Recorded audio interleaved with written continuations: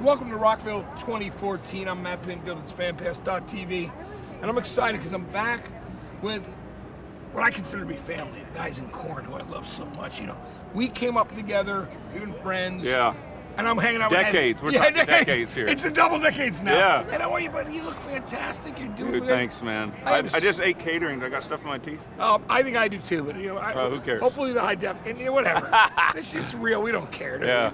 I'm so happy to have you back in the band. Dude, thanks, your man. thing, man. You know. It's crazy. It's been so good. Talk to me about it, because it's like, you know, I know how we all moved as a family, even in the early days. Like, I talked to Jonathan earlier today and Fieldy and everybody about how I fought for the band in those early MTV meetings. Yeah, you did. You know what I mean? Like, and I said, you got to understand this band is important. They're going to do great. You got to see what's going on.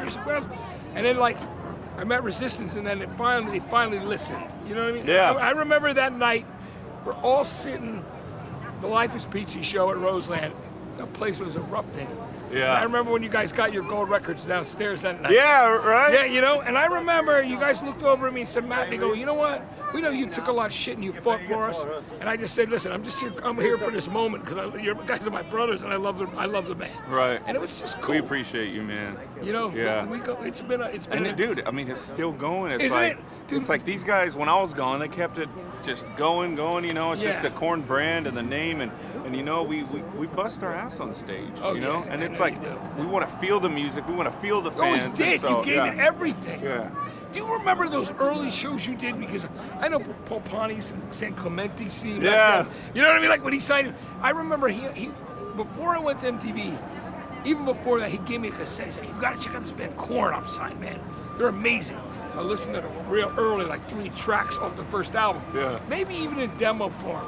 And I remember you did early shows. Didn't you bust people into the shows and stuff? Yeah. Oh yeah. Oh Tell yeah. me about that story, because you know people don't realize like how hard bands work to get the audience to where they are. Tell me about those early shows, like maybe you know when you were doing some PCH and you're grabbing people. Tell me about that. Totally, like the bus thing. Yeah. We got the school story. bus, and we whatever it took. We were like, okay, we're going to Hollywood. We're going to play a show, and we're getting fans there. And we said, go get a keg. Yeah. You know, Yeah. get a keg, and all your friends want to come. So we put the keg in the back of the bus. We're like, give us just $5 or whatever, just help us pay for the keg. Filled the bus, went to Hollywood, showed up, and the room was packed. And then they were buzzed, so they started buying drinks. Yeah, right. And so the clubs were like, this band Korn, they're great, and they bring crowds, and it is. So It's it's just, amazing. it's like But whatever it was it the takes. smartest idea, you know. Yeah, to give credit to our first tour manager, was kind of a manager of Jeff Creeth came up with that remember idea. Jeff? Yeah. Dude, yeah. Holy Yeah. shit. It's Yeah. amazing. We're going back. It's crazy. And then like, and every step of the way, being your friends, working with you, you know, like, like from the radio stuff that I was doing, and also working in the MTV music department and pushing for the buzz clips, pushing to get you guys on, but then like you guys, it was unstoppable. You know, and that was the thing, they couldn't ignore it anymore. Like that night at the Life is Peachy show, when you went on stage, I went from Twist right into Chi, and it was like I'll never forget that moment, because I said to everybody, "Oh, you see? Look how much people love this band. This is what I'm talking about." Right, and they're like, okay, we're gonna start listening to you. I don't know how that happened, man. It's just like, we're just some idiots from Bakersfield, California, the armpit of California. Streets of Bakersfield, baby. Like, Buck Owens, and Dwight Yoakam, right? Dude, Yeah. I got a friend in Nashville, because I live in Nashville now. Ricky Skaggs. Oh, Ricky It's like, Skaggs is classic, dude. Two opposites. Yeah. We go eat and hang out a little Do bit. you love hanging with those country dudes? You probably appreciate this too. A lot of those country guys, I love them because they really get their fan base. They love radio and they love their fans. Yeah, right. And they're real, like, they're not like, oh, I don't want to deal with. They're like, you know, they appreciate it. Yeah, they seem to be humble, you know. So I mean, I haven't met the big shots like the Keith Urbans or nothing like that, but they seem who's like. a cool dude is Brad Paisley. I've done a lot of stuff really? with him, and he's a bad. Do you have his album? Yeah, I have all his albums. Yeah, You do? he I came can't up listen to that stuff. Yeah, I mean, but I like him as people. Yeah. Well, no, I mean, because you know, here's the thing with Brad. Brad is like self-deprecating, but he's actually a good dude. You know, so he's like, he came on my radio show one morning when there was no country station in New York City, and he goes, really? And he goes to me, Matt, I'm honored to meet you. And he goes, thanks for having me, but he goes, you just lost half of your audience. And I went, and I said, no, I didn't, dude. You know what? Wow. You know, we made it interesting because he and I talked about how he found his wife and how a woman broke his heart. He went back to his hometown. It's the greatest story ever. He went to see Father of the Bride with her, so he was back for Christmas. His co-songwriter went, dude, I know your heart is breaking, dude. Go back, maybe she'll be there. You know, if you do that shit where you're like, you go somewhere and you're like, maybe she'll show up. Maybe she feels like I do. That feeling. So he went to the 7 o'clock show and drove up in West Virginia, pick up a truck, went to see Father of the Bride 2. Didn't show up, so he walks back fucking almost in tears. And Brad told, and opens the door, goes, fuck, it was a 9 o'clock show. Goes back, does it again. Is this story amazing? Was she there? No, but here's what's great. He's watching the show. Happy ending. And he's happy ending's coming. It's coming. It's coming. He sees her on the screen. He's looking at a thing. He's all of a sudden he's writing for his people, but he has the option of like getting somebody to be in this video, and he sees her name and goes, and calls her. Now they have 3 kids. He married the girl because he sat in the thing and said, I need someone like her. And then he married her. I heard that story last week. That's badass. Wait, what? That's the dude with the dark hair, yeah, right? Yeah. Wow, I love that story. Dude, it's like a heart, that is a great story because it's a love story. Like he straight up went after the girl in the movie on the screen after his heart was broken. Is that cool? Wow. Dude, that's some cool shit. I'm gonna go to the movies. That's what my wife now. That's it. Oh, let's get back to you though. And you and I both know we partied. We were maniacs. We went through so much stuff. We've been there and back. We went through rough times. We went through good times. You and I both know what that's about. We know the whole deal. Yeah. You and I both do. Because I remember we were wild. Misbehaving, doing what we did. But the reality is coming back and realizing what you love and what really matters in your life. You know what I mean? Family. The people you love. There's my daughter's over there, and you and I both know that. And you I love what you did. Your book you wrote. Like, let's talk about. How cathartic was it for you to write that book and just let people know, like, this is what I feel. Now I know what's important in my life. I was like, okay, there was so much confusion, and I was like, all right, I'm gonna write the story, and I'm gonna detail everything from childhood to right now, and then no one can ask me questions, and I'll just say, hey, it's all in the book, figure it out, and so that's what I did, and just everything started to make sense because it was when you get like we were doing, it's just like. We were maniacs, dude. It's like the party can only last for so long, and what you sow, you will reap. Yeah. And so I was just done with life. I could have just went to sleep and 6 feet under in the dirt, because I was just like, okay, I've done everything, and I'm a drug addict, loser, and just never a loser, but a drug addict. Yeah, but that's how I felt. But that's how everybody feels through it. You know what I mean? Yeah. Because when you lose control of things in your life. Things you care about, and you're not showing up for the things that you love and care about, or the people you love and care about, and it's you got to deal with all the guilt, shame, and remorse, and all the other shit that comes with it. You know what I mean? Yeah. So go. But dude, there was just I like to get high on something. Yeah. And when I asked the Lord to come and make His home inside of me, the spiritual high was it's so real. And I hate religion. I don't talk about religion at all, but the relationship through Christ is what I found, and I'm totally satisfied. Now I can enjoy raising my kid. I can enjoy jamming with music in Korn. I can enjoy anything I do, and it's just like it's the best high ever. So it is. Yeah. Because you were always that was the thing that brought you there in the first place. When you and Fieldy and Dave and you and Monkey and Jonathan got together.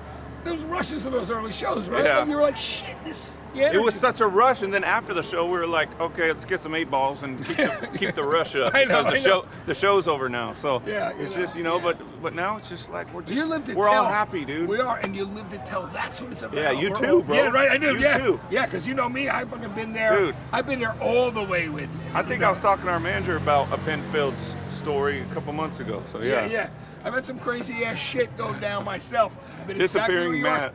That's it. And listen, it's no secret, and I'm not ashamed about it because it made you who you are today. Yeah, exactly. Right? Everything molds us. I hated disappointing people when we were all going wild. When we were all like, fuck, we were in that moment, and we're like, what the hell? Where are we supposed to be?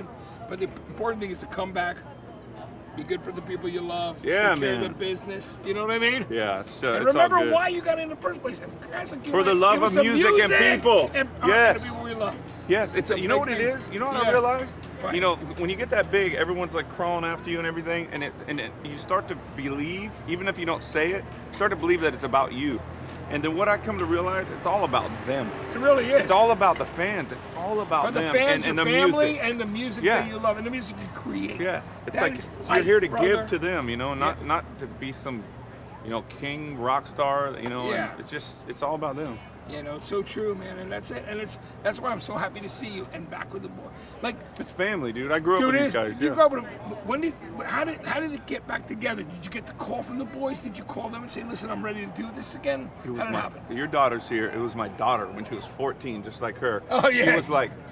She was like, Dad, I want to go to a Korn concert, and I was like, no, you can't go. She was with her friend in a different state, and then she was all bummed out. And to make it up for her, I was like, okay, I'm going to take you to this one. It's by her house, and so I took her there, and she wanted to mainly see like Evanescence, Sustained, and all these bands, and Chevelle, and all these. Yeah. And so it wasn't necessarily Korn, but I went there. I ended up on stage jamming with them, and it was just like, oh my gosh, family reunion.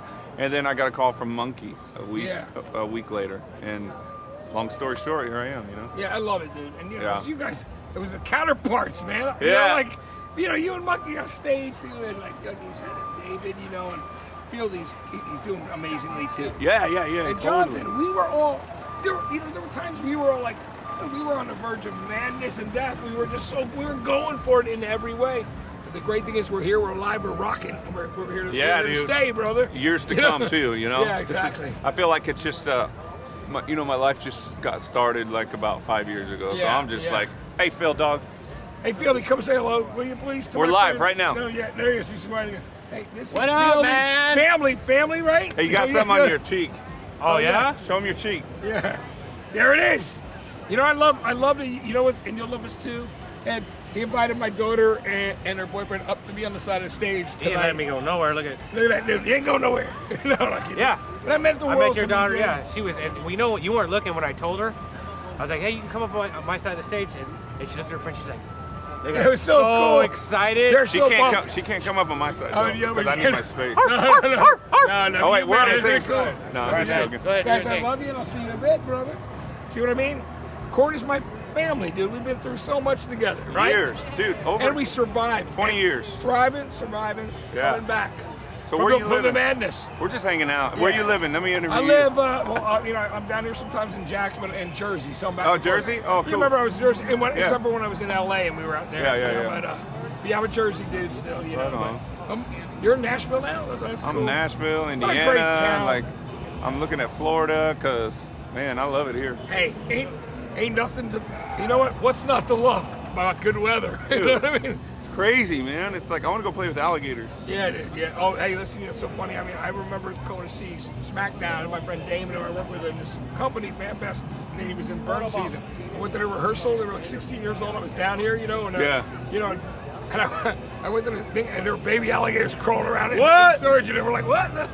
Yeah, That's sir. crazy. It's amazing. I would And I'm love so to. happy to see you, and I love you, You too? brother. You hanging out all night or Oh, what? dude, I'm hanging out all night. I'm bringing my daughter on the side of the stage. Oh, so yeah, I can watch forgot. you. You know what I mean? Good. So it's So- cool. Yeah, Thanks I'll- for giving her first festival experience. brother. Yes. Which is so We big got for some me. goodies for her. We got picks. We got candy on stage. No, we that's don't got alcohol no more, so we have candy. That's all right, man. Sugar it's demon. Better. It's better. Sugar it's demon. better. Matt Pinfield hanging out with head of Korn. You know, the thing about Fan Best on TV is we don't bullshit. You're going to see the truth. We're going to tell you everything that's really going on. And we're at Welcome to Rockville 2014. Love seeing you, Ed. Thank you guys for being so loyal, man. We love it. And Love seeing you too. Love you, brother. Take care. I'll see you on stage. You damn right. I'll see you later, brother. Thank you. You got the pedal? Wasn't that cool? Guys, how wild was that?